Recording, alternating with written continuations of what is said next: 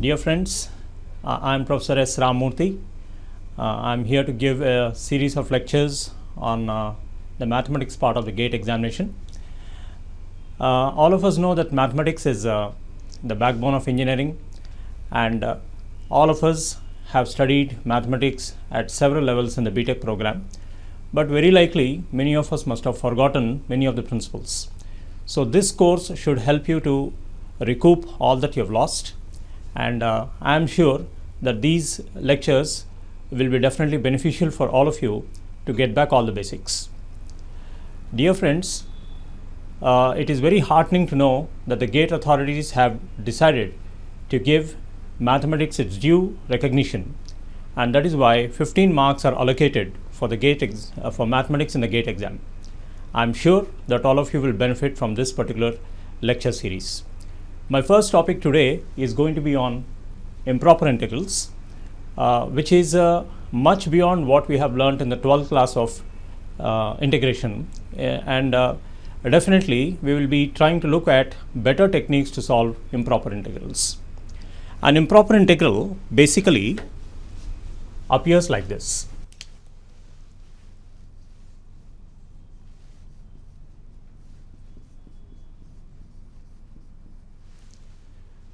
This could be a definite integral, but why do we call such integrals improper integrals, and what are the conditions under which improper integrals are defined? Well, there are basically three types of improper integrals. One, when A or B are both minus infinity or infinity. That is, when A is minus infinity or B is infinity or both, we call this a type 1 improper integral. Secondly, when in the interval a less than or equal to x less than or equal to b,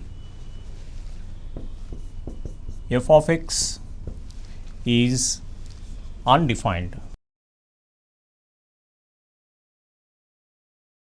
then we say this is a type 2 improper integral, and a combination of both these things is called a type 3 improper integral.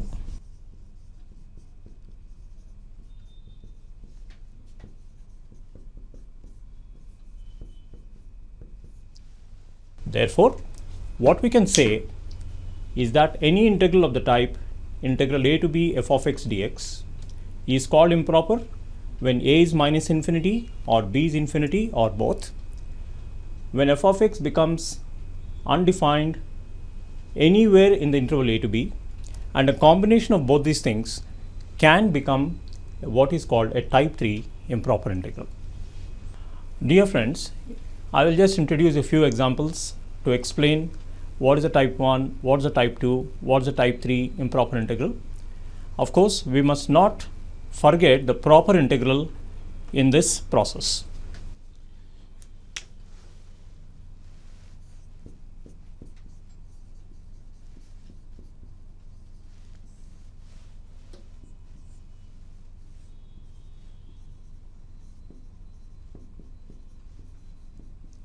Now let's look at this example. This is an improper integral because of the upper limit being plus infinity. Okay? Since b is equal to plus infinity, integral a to b f of x dx. So this is a type 1 improper integral.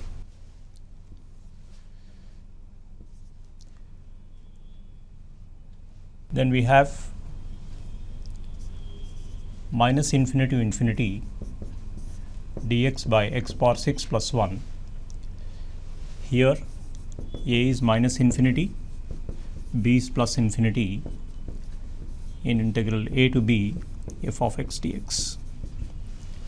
So this is also a type 1 improper integral. then we can have e to the power of minus x by square root of x 0 to infinity. This is a type 3 improper integral. That is because x is equal to 0 happens to be a singularity. So these are examples for type 1 and type 2 and type 3 improper integrals. Now there is no guarantee that these integrals should always converge. A convergent integral produces an output, and if it does not produce a finite output, then we say it is not convergent. So we'll come to the issues of convergence or divergence of improper integrals very soon. But in the process, we must not forget there are also proper integrals. After having seen the definition of an improper integral, let us see what are proper integrals. Proper integrals don't have these deficiencies of improper integrals.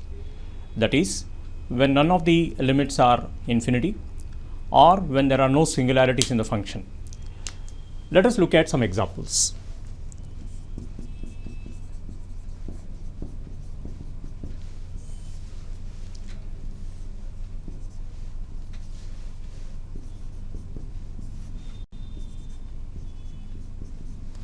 This is an example of a proper integral which will definitely converge. There are no singularities and none of the limits are infinite.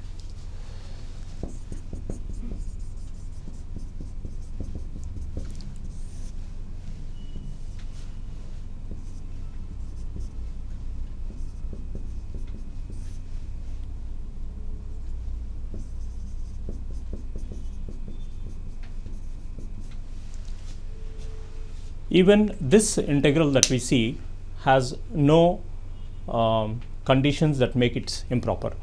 So these may require some techniques which are all available at the 12th class level. However, there can be some challenging problems. The next approach that we are going to take is how to evaluate these definite integrals.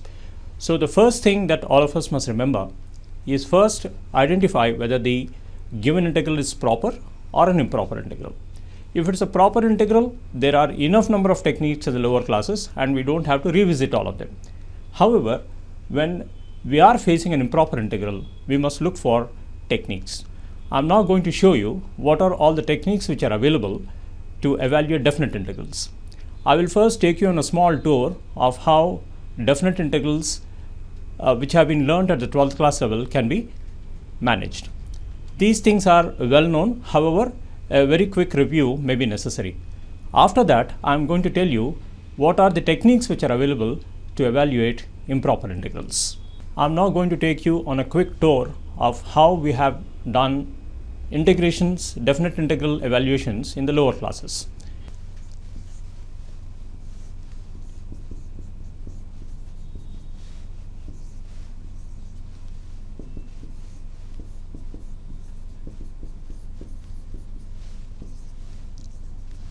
This is one of the well-known techniques to evaluate one class of problems. Now let us see a small example. Suppose we have to evaluate integral 0 to pi by 2 square root of sin x by square root of sin x plus square root of cos x dx. Suppose this is the problem. There is no direct method to evaluate this particular definite integral. It is a proper integral, however, there is no direct approach. So we can resort to this particular technique to evaluate. So if I apply this property and replace x with pi by 2 minus x, I would get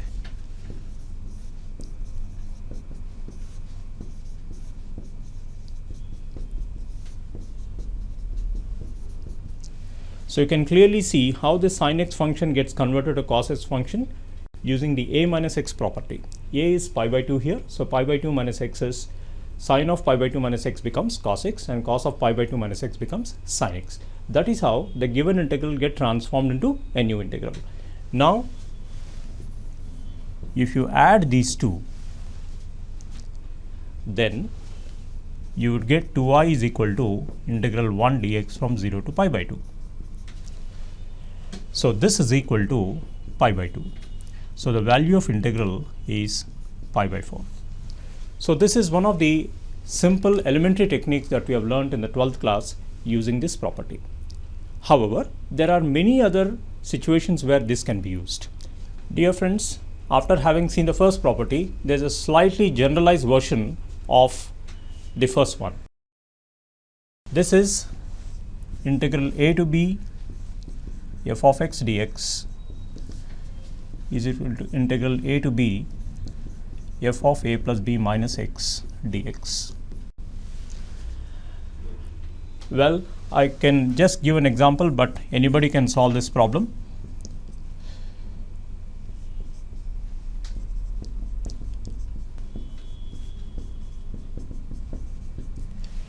This is a problem which you can solve very easily by using this as a, that as b, and using the right hand side as a technique to produce another equivalent integral. Then you can add both of them and then produce the required result.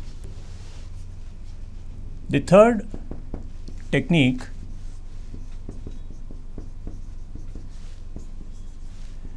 involves integrals of this particular type. Look at the limits, minus a to plus a. Now, these particular types of integrals can be evaluated easily if f of x happens to be an odd function or an even function. So, there are two possibilities when you see these types of integrals. It will be 2 times integral 0 to a f of x dx when f of x is an even function. When f of x is an odd function, the output will be 0. So I will write here when f of x is odd. I hope all students know the definition of an odd function and an even function. An even function has a property f of minus x is equal to f of x. An odd function has a property f of minus x is equal to minus f of x. So one can easily verify whether f of x is odd or even, and only when it is odd or even one can take advantage of these two particular properties. Okay? For example,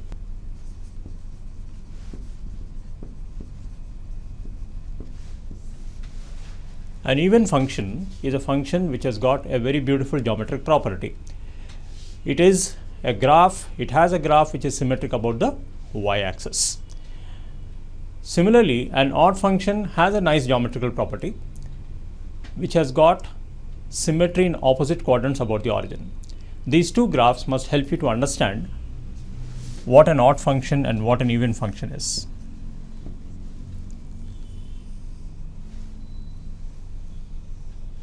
Observe this graph. This is a graph which is symmetric about the y-axis. So this represents an even function.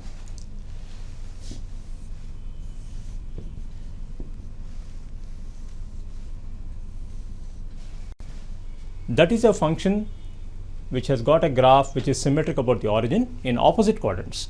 Therefore, it represents an odd function.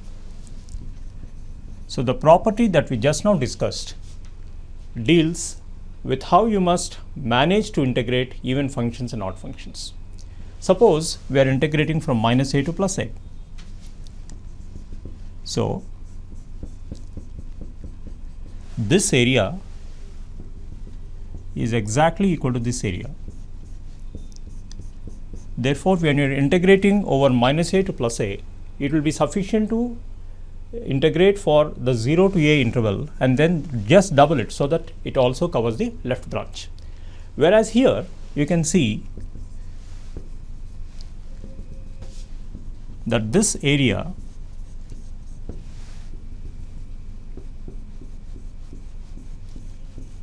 and this area, even though they are exactly equal, but one will nullify the other because of the positive negative effect. Therefore, the output is always a 0. So every time you see a definite integral problem with minus a to plus a limit structure, first analyze whether it is odd or even, and whenever it is odd, you don't have to stretch yourself. The answer will be straight away 0. Whereas if it's an even function, then a certain amount of integration has to be done in the interval 0 to a, and that can be doubled. Okay friends, now we will enter the improper integral area. Let us look at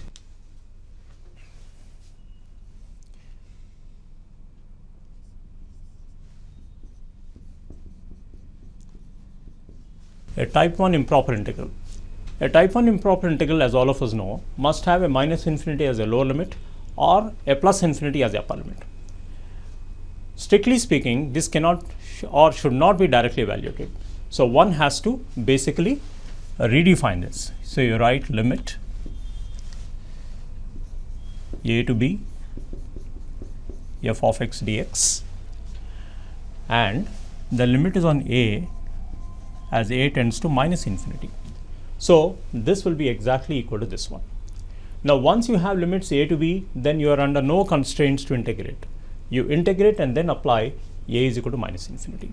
This is the perfect theoretical definition of evaluating improper integrals with lower limit minus infinity. Similarly, when you have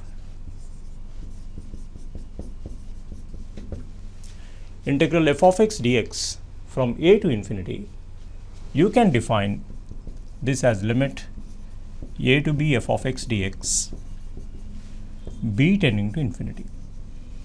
So you can integrate this without constraints a to b and then replace b with infinity. However, there is no guarantee that these integrals will converge.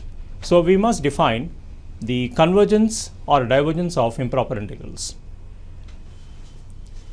Now, whenever these right hand side integrals produce finite limits, then we say the integrals on the left will converge. Otherwise, we say these improper integrals do not converge, or we can say that they will be diverging. Let us see a small example. Suppose we have 1 to infinity cos x dx. So according to the second definition, you will write this as limit b tending to infinity integral 1 to b cos x dx. So the integration of cos x will be sin x, limits 1 to infinity, 1 to b rather, b tending to infinity. So the output would be sin b minus sin 1 as b tends to infinity. So what we can do is we can replace this b with infinity. All of us know that the sine function is a bounded function. So sine infinity does not converge. Therefore, this output will not exist, which means this integral diverges. So this is an example to show that there is no guarantee that improper integrals should converge. Now the concept of convergence or divergence of an improper integral is understood. So the limit on the right hand side must produce a finite output. Only then the improper integral is said to be convergent, otherwise it's said to be divergent. Now, how do we approach a generalized improper integral problem? As I told you, the techniques that are required to solve improper integrals has got many approaches.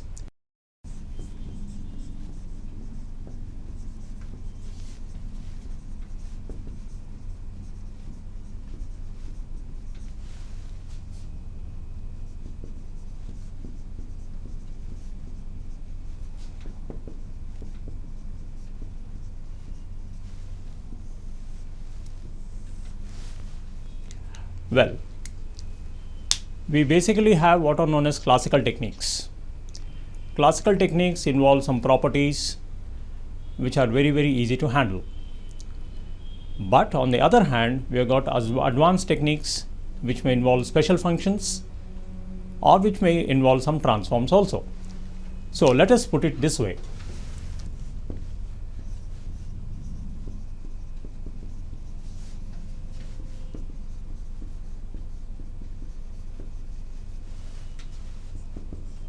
classical techniques involving theorems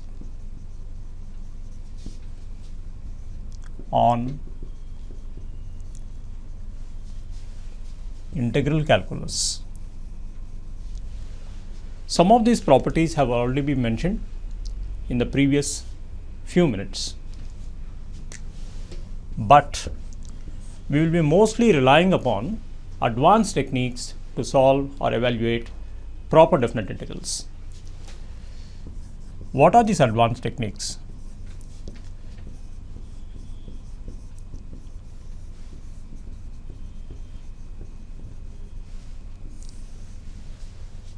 These advanced techniques involve special functions. What are special functions and how are they different from the elementary functions of mathematics? All of us know elementary functions of mathematics involve exponential, logarithmic, trigonometric and algebraic functions. However, there exist certain functions which are much higher than these functions, and these functions are normally used in engineering studies. Some of these special functions are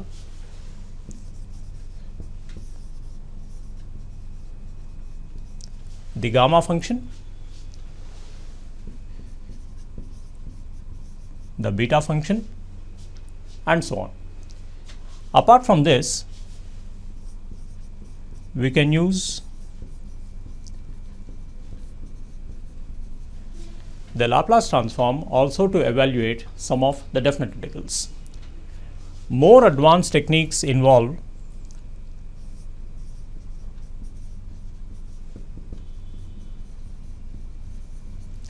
contour integrals which arise in the context of complex variables.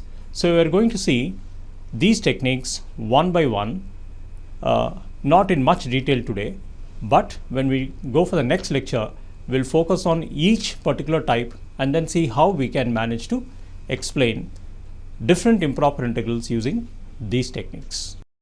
Now I'm going to introduce to you a very, very important special function called the gamma function. The gamma function is also called a gamma integral, and it is one of the well-known improper integrals. The gamma function has got several important applications. Its applications lie not only in evaluation of integrals, but also in probability theory. So, what is this gamma function or gamma integral?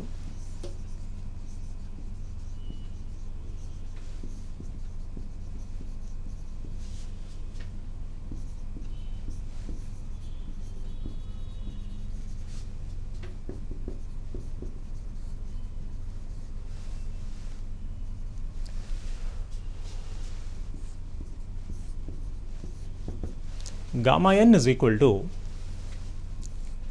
integral t to the power of n minus 1 into e power minus t dt from 0 to infinity.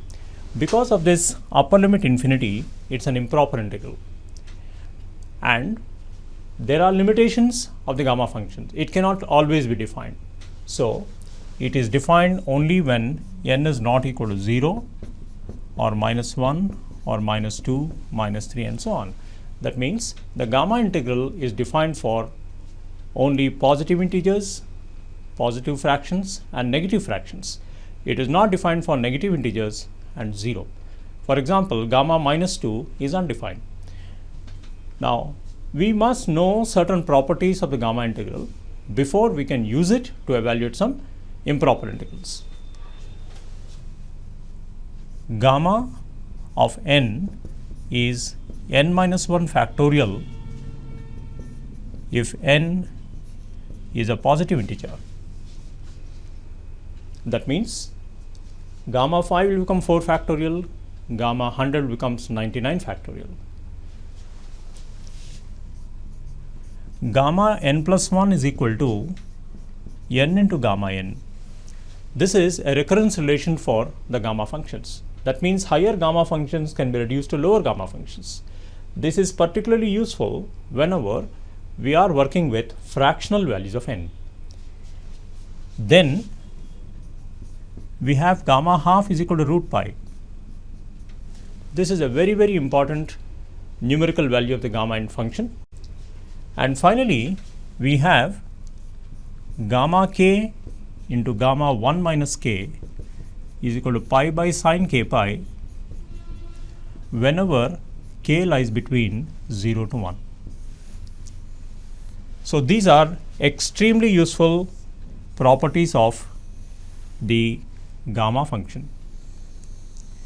So many definite integrals of the improper type can be converted into gamma integrals, and gamma integrals and their properties can be used to get outputs of such results.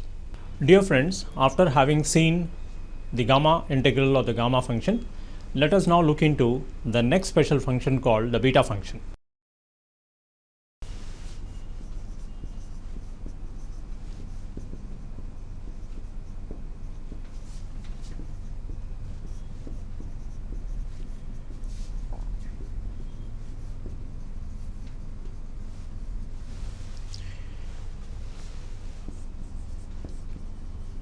Beta mn is equal to integral 0 to 1 x to the power of m minus 1 into 1 minus x to the power of n minus 1 dx, where m greater than 0 and n greater than 0 simultaneously.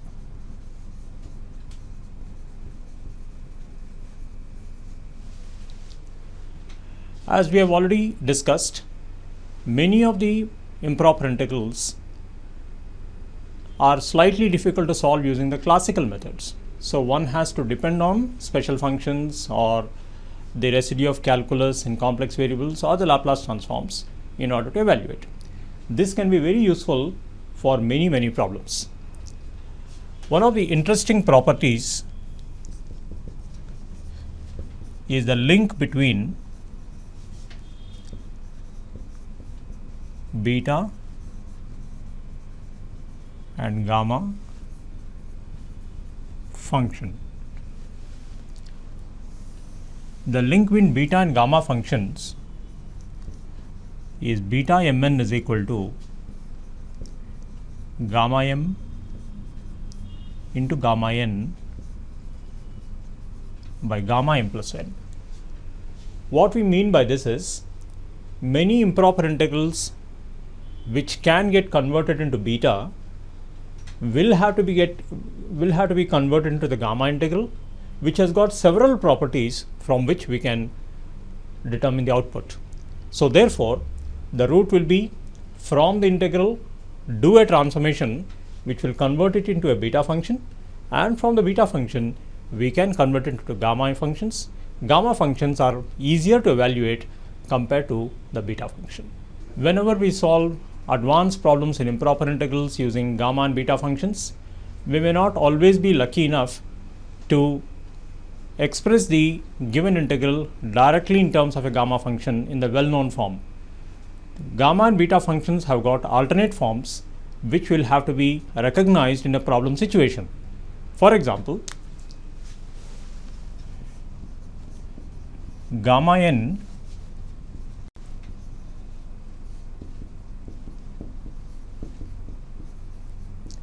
which was originally defined like this is also equivalent to twice integral 0 to infinity x to the power of 2n minus 1 into e to the power of minus x square dx. This is another form of the gamma function. This is obtained from here by replacing t with x squared. So it becomes a very simple conversion. So this can be very useful in solving one class of improper integrals. When we come to the beta function is also equivalent to integral 0 to twice integral 0 to pi by 2 sine power 2m minus 1 theta into cos power 2n minus 1 theta d theta. This is the alternate trigonometric definition of the beta function. This is obtained from the original beta function by replacing x with sine square theta. Also, beta mn has got other useful definitions. Integral 0 to infinity x to the power of m minus 1 by 1 plus x to the power of m plus n dx, which is also equivalent to integral 0 to infinity x to the power of n minus 1 by 1 plus x to the power of m plus n dx. There are several other beta variants, but we can remember these as the basic beta alternatives so that we can easily convert a given improper integral either to a gamma function using these definitions or to a beta function using these definitions. Once the problem gets reduced to a beta function, converting into gamma is not a big issue. So one can easily evaluate these integrals. So this was a brief review about the gamma and the beta functions and their variants and their connections. I will now introduce to you the Laplace transform very briefly in the context of improper integrals.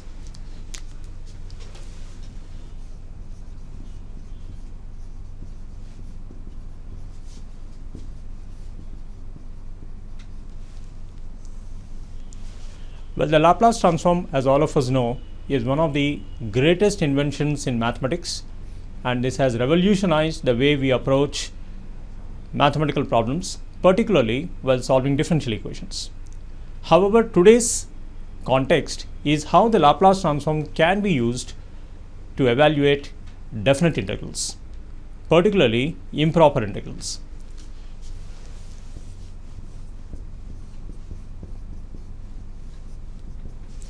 This represents the Laplace transform of a function f of t. Under certain conditions, we can find out the Laplace transform of f of t. It's an improper integral, integral 0 to infinity e power minus st f of t dt. The requirements are t should be greater than 0.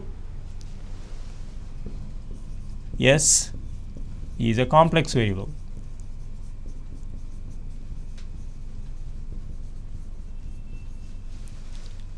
You can clearly see when this integral is performed over the variable t, the output will be a function of the parameter s. So the Laplace transform of a function f of t always produces an output in terms of s. By giving suitable value for the variable s, one can evaluate improper integrals of this particular type. So as we proceed to look into the problem solving techniques, we will find that there are certain improper integrals which can be converted into the gamma, some which can be converted into the beta. Of course, beta gets converted into gamma, and we have certain techniques which can be involved using the Laplace transform. Let me explain to you a small problem where an improper integral can be converted into a Laplace transform problem or a gamma integral or a beta function. Suppose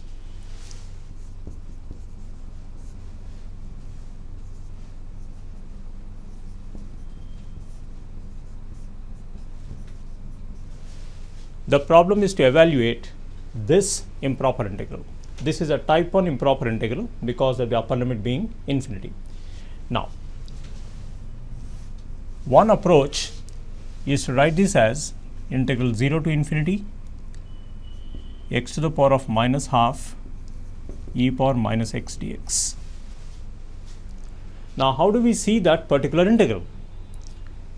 One approach is to write this as x to the power of half minus 1 into e to the power of minus x dx.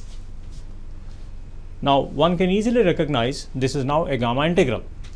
So this is equal to gamma half, and all of us know gamma half is root pi. So the given problem was never integrated at all, rather it was converted into a gamma function because we could easily recognize it like that. This is one approach. If you look at the other approach,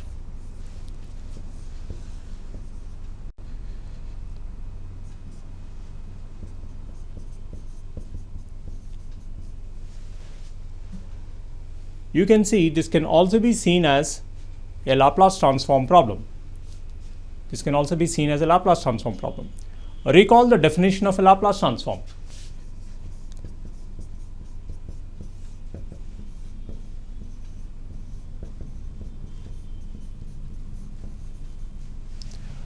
Now, you can also compare this with this particular thing. You can see that e power minus x and e power minus st can be compared.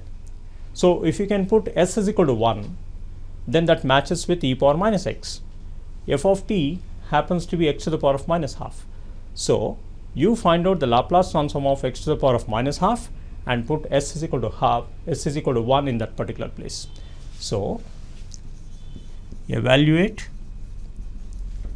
Laplace transform of x power minus half, put s is equal to 1 in the output. This will also produce the same result.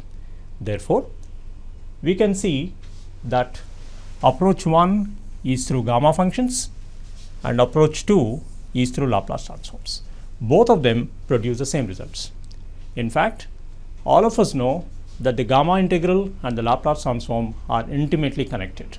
Let me now take you to another example, which again is an improper integral, which cannot be solved by a classical method and which requires a transformation. The example that we can select is the integral from 0 to infinity e power minus x squared dx. Now this is a very well known function, very closely connected to the Gaussian function. Now we can see that this by classical method is impossible to solve. So we can have two different approaches to solve this problem. One approach will be to take x square is equal to t as a substitution. Now you can see 2x dx will be dt, dx will be dt by 2x, which is nothing but dt by twice square root of t. So this integral would become e power minus t dt by 2 square root of t. So half integral 0 to infinity t power minus half e power minus t dt. This is nothing but half gamma half. So this is root pi by 2. So you can see how a very complicated improper integral, which cannot be solved by classical methods, can be easily converted into a gamma function. This particular integral is extremely important in many of the filtering problems that arise in communication engineering. I will now take you to another example where we have an improper integral involving the logarithmic function and how that can be converted into either a gamma or a beta function. The problem that we select is integral 0 to 1 dx by the square root of log 1 by x. Now this is an improper integral because in the range 0 to 1, when we take x is equal to 1, log 1 is 0 and division by 0 is undefined. Therefore, this is an improper integral. Now what do? You take log 1 by x is equal to t. So 1 by x is e power t, x is e power minus t, dx is e power minus t dt with a minus sign. So let us bring in these changes here. When x is 0, log 1 by 0 becomes log infinity and log infinity is infinity. When x is 1, log 1 becomes 0, therefore the upper limit is 0. dx is minus e power minus t dt by square root of t. Now this minus sign can be absorbed and the limits can be interchanged. So you get integral 0 to infinity t power minus half e power minus t dt, and this is the well known gamma half function, and therefore the output is root pi. So this is another example where a simple substitution can transform the given problem into a special function which is easy to evaluate. So the advantage of these techniques is you don't do any real integration, but just convert them in terms of special functions so that the outputs can be easily understood. The next example that I am selecting is another improper integral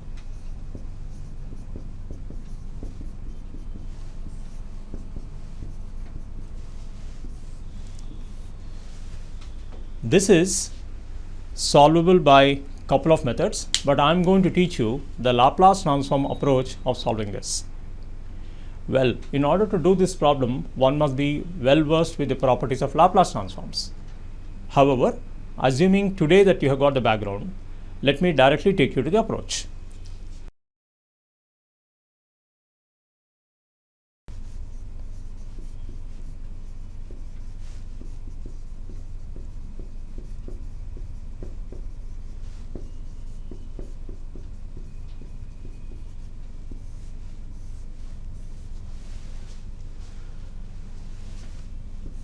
So you take f of t as e power minus at minus e power minus bt. The selection of f of t is the numerator of the integrand. So you find the Laplace transform of this function. You have 1 by s plus a minus 1 by s plus b. Let us call this some function of s. Now you can see that there is a division by x which is equivalent to division by t now. So the property that we are going to use is Laplace transform of f of t by t is equal to integral f of s ds from s to infinity. When we come to Laplace transforms, we'll actually cover all the properties systematically, but right now I have picked up one tool of Laplace transforms to solve this problem. So here f of s is this function. So when I integrate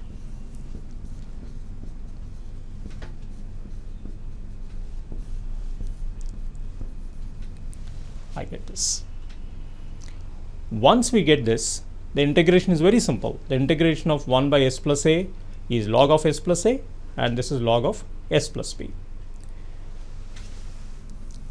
So this is nothing but log of s plus a by s plus b from s to infinity.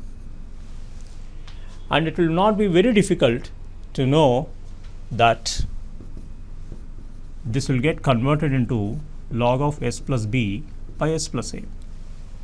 So this would make it the output for the particular Laplace transform. Now, what is this s and how are we going to use it with respect to this particular type of problem? So one can see that first you can pick the numerator, find out the Laplace transform of that, and use division by x as division by t, and then produce the type of result that we want. So these techniques that I have introduced today will help a student to know how difficult improper integrals can be converted into either a gamma function or a beta function or through a Laplace transformation. We still have a technique using complex variable theory where we use what is known as the calculus of residues, which also can be useful to solve some problems. However, for examinations of the type of GATE, the complex variable technique may appear to be a bit long. However, we can also discuss that as an option to solve some of the problems. So let us meet again for the next lecture, where I am going to systematically deal with problems having multiple choices for a given problem, and let us sequentially organize the problems as those covered through gamma, through beta, and the Laplace transforms.